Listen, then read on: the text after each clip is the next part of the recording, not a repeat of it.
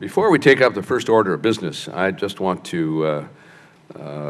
give a little progress report on our portion of the Recovery Act.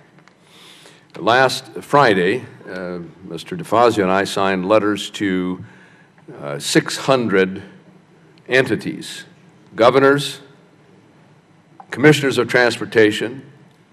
metropolitan planning organizations, the state and local and regional transit authorities, and public facilities authority managers, those who manage the state revolving loan funds, restating the terms of the Recovery Act and the provisions that we had from this committee that were part of the House-passed bill that go beyond the final requirements of the Recovery Act for reporting and for accountability. And I said very clearly in conference calls, in hearings in September and October and in January, I made it very clear that our combined bipartisan purpose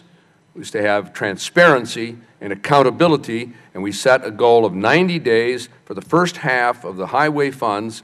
to use it or lose it, commit it to projects,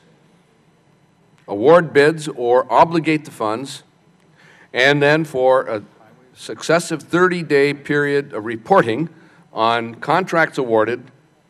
payroll, job descriptions, work underway, location where that work is performed, and then we will report that information. And I set the date of April 3rd for reporting to the committee, and told them exactly how we expect that information to be reported by computer flash drive, and we will, unfortunately, we will be in recess on that, beginning that day, but as soon as we return from recess, staff will have had, on both sides of the aisle, will have had opportunity to evaluate that information, and then we will hold a public hearing in full committee with reports from the several subcommittees that have respective jurisdiction over our portion of the recovery funds. I reiterate that we intend to stay on top of this issue and make the transparency and accountability very, very clear and